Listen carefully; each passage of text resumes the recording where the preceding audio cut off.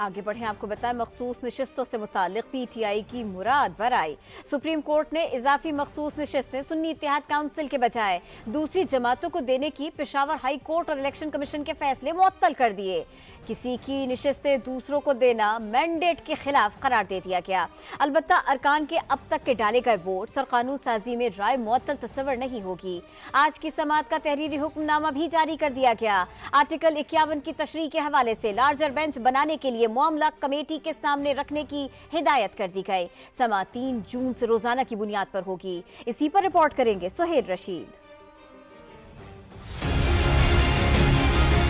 बड़ी अदालत से तहरीक इंसाफ को आर्जी रिलीफ मिल गया। कौमी और सूबाई असम्बलियों के तनासुब से जायद मखसूस नशिस्तें दूसरी जमातों को देने के पेशावर हाई कोर्ट और इलेक्शन कमीशन के फैसले मुअत्तल। जस्टिस मंसूर अली शाह की सरबराही में 3 रुकनी बेंच ने सुन्नी इत्तेहाद काउंसिल की दरख्वास्त समाअत के लिए मंजूर कर ली।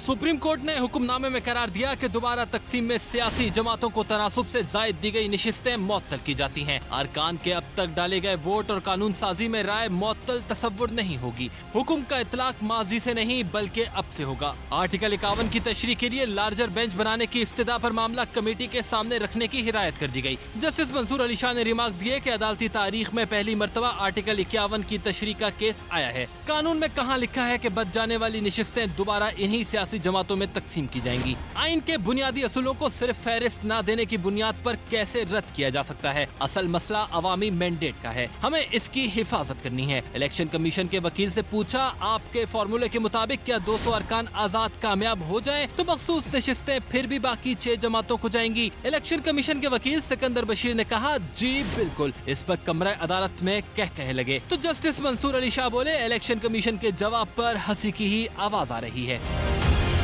जस्टिस अतहर मिनल्लाह ने कहा, किसी भी सियासी जमात की मखसूस नशिस्तें इसकी जीती हुई नशिस्तों के तनासुब से ही बनती हैं। इलेक्शन कमीशन ने मुतजाद मौक़िफ़ कैसे कायम कर लिया? एक रुकन ने कहा, नशिस्तें किसी और को नहीं दी जा सकती तो बाकी अरकान ने किस बुनियाद पर नशिस्तें देकर जमातों में तकसीम की? एक सियासी जमात इंतखाबी निशान से महरूम होकर भी बतौर पार्टी इलेक्शन में हिस्सा ले सकती थी। अलमिया ये है कि इलेक्शन कमीशन ने इस पर गौर नहीं किया। अगर सुन्नी इत्तेहाद काउंसिल कमीशन की नजर में सियासी जमात नहीं तो फिर इसे पार्लिमानी जमात नोटिफाई कैसे किया?